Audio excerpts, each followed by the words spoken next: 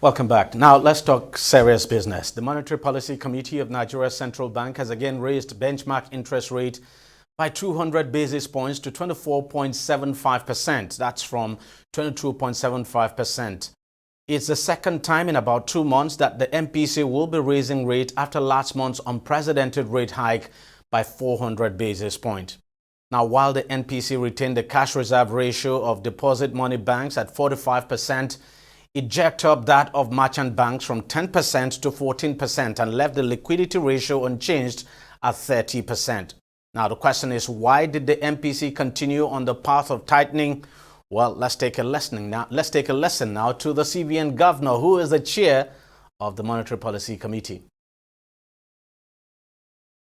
The considerations of the committee at this meeting focused on the current inflationary pressures and the need to anchor inflation expectations as well as ensure sustained exchange rate stability. These considerations underscore the importance of the CBN's commitment to the price stability mandate and the need to urgently bring inflation under control to ensure that purchasing power of ordinary Nigerians is restored in the short to medium term. Members noted the continued rise in headline inflation, driven largely by food prices because of supply shortages and high costs of logistics and distribution. The committee, therefore, was of the view that addressing food insecurity is key to containing current inflationary pressures. On this note, members commended the ongoing efforts of the federal government towards addressing food insecurity. Some of these measures include the provision of various palliatives, release of grains from the strategic reserves, distribution of seeds and fertilizers, as well as farm implements for dry season farming. Now, despite that explanation, this will certainly not go down well for many sectors of the economy, especially manufacturers who had complained bitterly over the rate hike in February, saying it was going to lead to difficulties in accessing credit from the banks. You can expect the manufacturers to shout at the top of their voices over this latest hike in benchmark lending rate. But let's bring in an economist now to help us make some sense of all of this. Mukhtar Mohammed now joins me on the show to discuss more on this latest rate hike. Mukhtar, thank you very much for coming on the show. I remember the last time you were on this show, you complained bitterly as well over the last rate hike. And now this latest one, what have you got to say about it? Well, I think the last time I complained, I was saying that I won't want a rate hike because the fundamental issues of the economy is not just the hiking of rates, that's copying and pasting. I said they know the issues with the economy has to do with the exchange rate, and that is what they need to fix. And if they do that, the rate will come down on its own. And if you watch what the CBN governor is saying, is if in the first meeting he had finally admitted that inflationary problem are largely driven by volatility in the exchange rate because of the exchange rate, and so driven by exchange rates, and so they are making sure that they address that exchange rate, and that will bring the inflation. He said about 50% of the inflationary pressure are from the exchange rate. Then he said he believed that strongly that if that is done, then inflationary pressure will come down. And at that time, the exchange rate was about 1,700 to going to 1,800. And at the second MPC meeting, that rate has come down to about 1,450 at that time. Now it's doing about 1,300. So when you look at that, I think you have seen the problem and he's trying to address the problem. Now, to this one, and we have said it all in his speech, the whole idea is still towards bringing down the exchange rate, because what they are doing now is to hike rate, and when you hike rate, that means fixed income becomes very exciting. And they want to use that speed. When I talk about fixed income, we're talking about treasury, we're talking about money market instruments. Before they rate hike, those instruments was going to as low as between 7, 8%. When the hike rate, it went to 20%. Now I think we are going to be seeing almost 22 to 24% on that side. So for me, that is fantastic. But what he's trying to do now is to get investors into and targeting the foreign investors, because the whole idea is the foreign investors in their country, they cannot get a rate hike of more than, a treasury bill interest of not more than, maybe they get it at 7%, 8%. But this at this time they are getting almost 22%. So they want to bring in their funds. And like he said, we've started seeing those investors coming in. Last time at this quarter, we had about only 1.6 billion, but now they have done about 2.3 billion of those money have found themselves into the economy. So this rate hike is justified with reasons that he's given in the short term. But because again, like you said, the Manufacturing Association of Nigeria will not like this, because in the short term, it's going to cause a lot of distortion to their own work. But in the long term, that could just be what will change the narrative. When there is a stable exchange rate, the manufacturing side will be able to do a lot of what they are not able to do now. Now the question is, how are manufacturers in this country and business people, how are they going to deal with this? Because obviously the cost of funds will definitely go up. And how can the banks also hedge against the increase in non-performing loans? Because you're likely to have that as well. Well, the CBN have done that. If you look at it has raised liquidity ratios to the bank to about 45%. All those are all about making sure they measure against shock.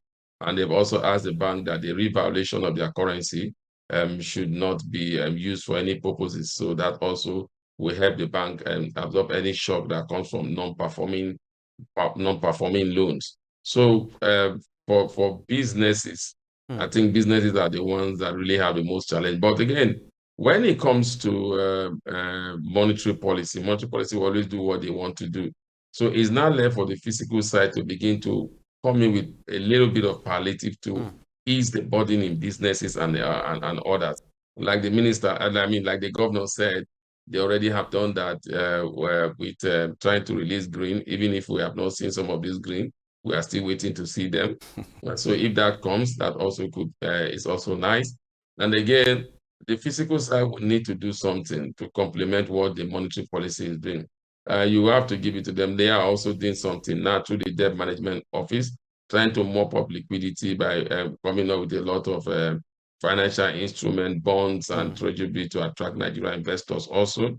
That also could help in mopping down liquidity in the system, and that would bring down inflation. That's one thing the fiscal side will do.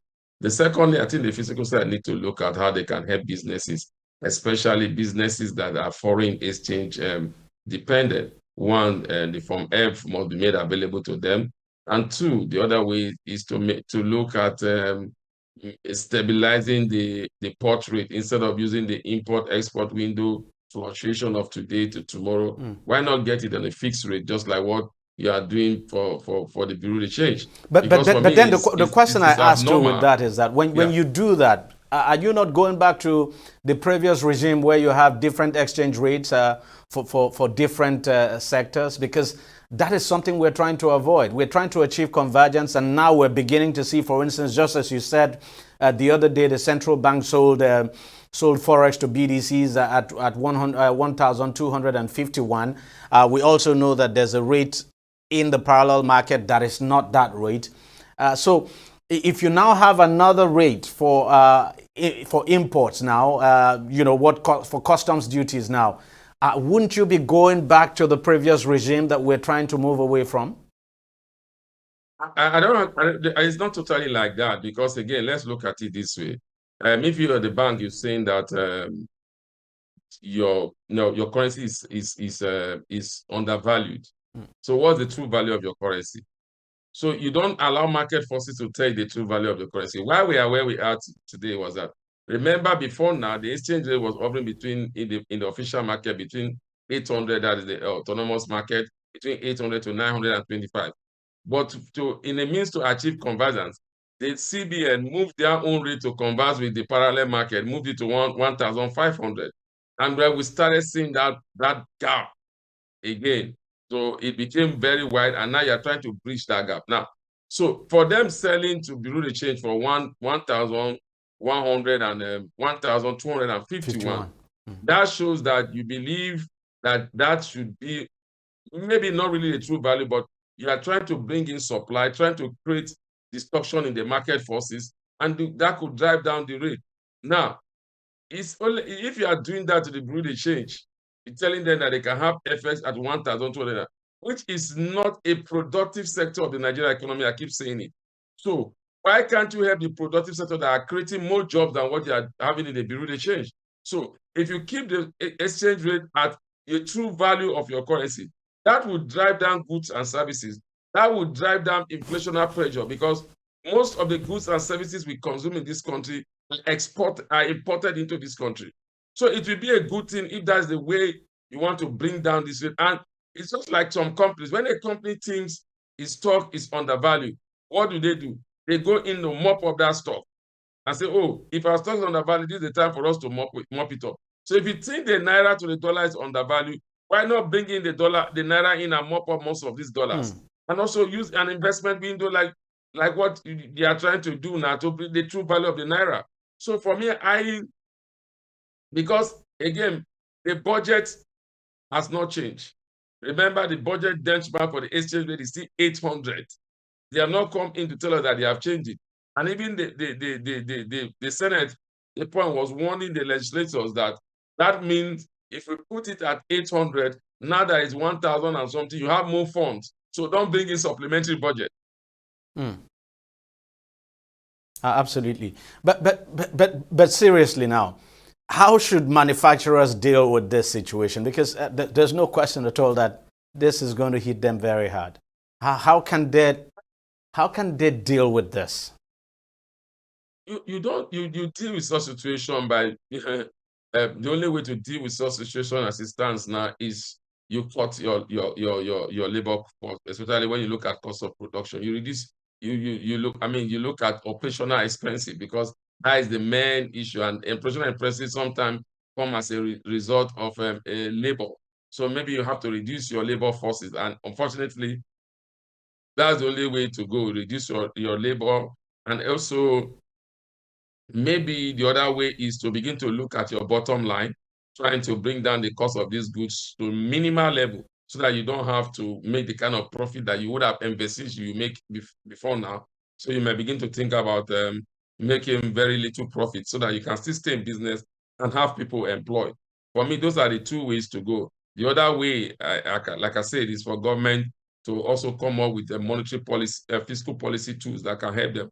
Why is our government not taking a bite of their revenue that they get from most of these goods that are coming into the country, the tariff? And dairy group, especially the CBN, have said that this group was not, these people that bring dairy into this country were not entitled to FX in the autonomous foreign exchange market, but they just changed it of recent. So why is the government not looking at that also to say, you know what, all these household goods that are coming into this country, for the next 6 months or for the next 1 year, we are going to take a bite off our revenue. We are going to make sure tariff on these goods are not paid. Kenya did it, and they brought down their inflation. And so pressure, I think, is something the government need to look at, and that will only come from the physical side. It will not come from the monetary policy side. Mukhtar Mohammed, economist, thank you very much for joining us on the show as always. Thanks a lot for your time. Pleasure. Thank you. Thank you so very much. That's it on the program. Yes, see you next time. Bye-bye.